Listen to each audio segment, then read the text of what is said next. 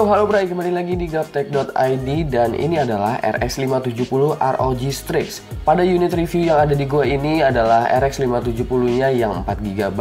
Karena sebenarnya tersedia juga yang versi 8GB-nya. Kalau bahas desain, Asus kayaknya belum ngasih inovasi desain baru untuk seri RX 570 ROG Strix ini. Kalau kalian udah pernah lihat RX 470-nya, bentuk VGA card ini persis banget sama itu. Kalau dilihat dari luar doang, mungkin lo nggak akan bisa bedain mana RX 470 ROG Strix, mana RX 570 ROG Strix. Desainnya ini juga nggak dibuat seserius RX 580 yang memegang seri tertinggi untuk arsitektur Polaris Refresh. RGB bling-blingnya cuma ada di area logo ROG yang kecil itu, dual blade fan dan tanpa hiasan backplate di bagian belakangnya. Fitur seperti Asus Fan Connect masih tetap tersedia di VGA card ini meskipun cuma disediain satu slot fan PWM aja. Seenggaknya dengan ukuran yang nggak gitu gede, VGA card ini jadi punya aksen kental untuk level mainstream. Nggak kayak RX 580 yang gede banget, kayak VGA card high-end tapi sebenarnya ada di level mainstream. Mungkin ini yang menyebabkan perbedaan harga RX 570 ROG Strix berbeda sekitar 1 juta dari RX 580 ROG Strix. Ya, VGA card ini punya harga di kisaran 3,5 jutaan. Terbilang terjangkau untuk kelas ROG Strix yang selalu dikenal dengan harganya yang fantastis di Indonesia. Secara default, RX 570 ROG Strix ini akan berjalan dengan clock speed 1300 MHz dengan memori 7 Gbps, yang tentunya clock speed tersebut udah lebih besar dari versi reference-nya. TDP RX 570 juga sedikit lebih kecil dari RX 580 yaitu 150 Watt aja dan Asus menyisipkan 1x8 PCIe konektor untuk RX 570 ROG Strix ini.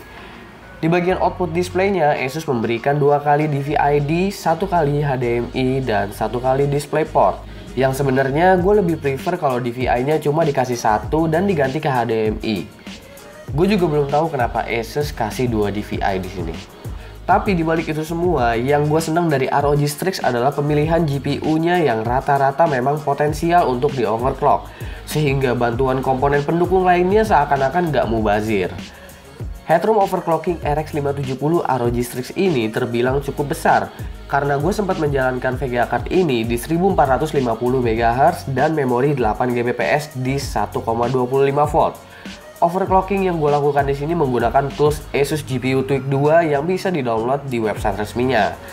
Saat posisi overclock dengan tuning kayak gini, GPU power draw-nya dari GPU Z memperlihatkan power draw di angka sekitar 190 Watt tergantung kondisi load-nya seperti apa. Tapi soal suhu, gue rasa seharusnya RX 570 ROG Strix diberikan improvement lagi pada cooling systemnya. Karena di sini memang suhunya terbilang tinggi saat di overclock, meskipun suhu segini ya masih sangat aman sebenarnya. Dan ini yang ditunggu-tunggu, yaitu benchmark. Untuk pengujiannya, seperti biasa gue menggunakan Test Bench V1 dengan CPU Core i7 6700K yang running di 4,5 GHz, Asus Maximus 8 Ranger, Cooler Master Neptune 240T, Cooler Master V750, Gale Evo Potenza 2x4GB 3200 MHz channel 16, dan sisanya kalian bisa lihat sendiri di sini atau di kolom deskripsi. Dari 3D Mark Firestrike aja kita udah bisa lihat kalau RX 570 ROG Strix punya scaling performance yang sangat baik setelah di overclock. Kasusnya agak mirip kayak RX 470 yang bisa imbangin RX 480 default. Nah, RX 570 yang satu ini juga bisa imbangin RX 580 dalam kondisi default jika di overclock.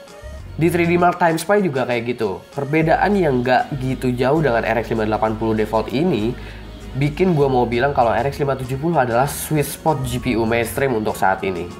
Nah, kita lanjut ke game. Metode benchmark di game-game ini gue menggunakan angka 1% minimum FPS atau 99 persentil.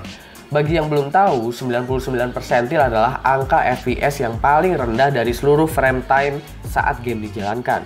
Angka ini yang akan menyebabkan terjadinya stuttering apabila angkanya terlalu kecil. Bedanya dengan minimum FPS adalah minimum FPS itu adalah rata-rata FPS terendah, sementara 99 persentil adalah 1% FPS terendah dari total frame yang berjalan. Jadi kalian perlu perhatikan juga angka ini karena 99 persentil akan mempengaruhi kenyamanan gameplay kalian nanti. Gue nggak akan ngoceh apa-apa pas ada chart benchmarknya nanti, jadi silahkan lihat dan cermati masing-masing. Ini dia benchmarknya.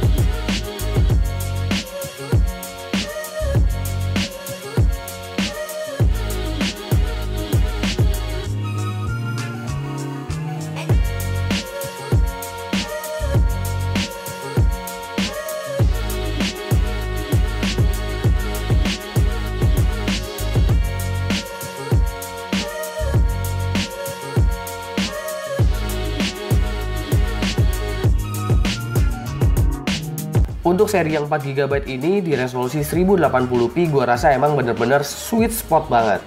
Cuma kalau ada niatan main di resolusi 1440p, gue lebih merekomendasikan yang 8GB karena space memorinya jadi lebih luas. Space memory yang terlalu mepet di 4GB ini bisa bikin game lo sedikit ngalamin stuttering, meskipun sebenarnya GPU-nya sanggup banget buat pakai setting grafik yang oke. Lagian gamer mainstream pun rata-rata masih banyak yang monitornya mentok di 1080p. Jadi seharusnya RX 570 ini masih bisa dibilang paling top the best value untuk gaming di 1080p. Dan ya nggak cupu-cupu juga lah buat jalanin di 1440p. Coba komen-komen aja di bawah kira-kira lo tertarik atau enggak nih dengan RX 570 ini. Oke, jangan lupa like, share, dan subscribe. Jika video ini bermanfaat buat kalian semua, follow sosial media gue itu ada di description. Gue Subki dan seperti biasa sampai jumpa di lain kesempatan.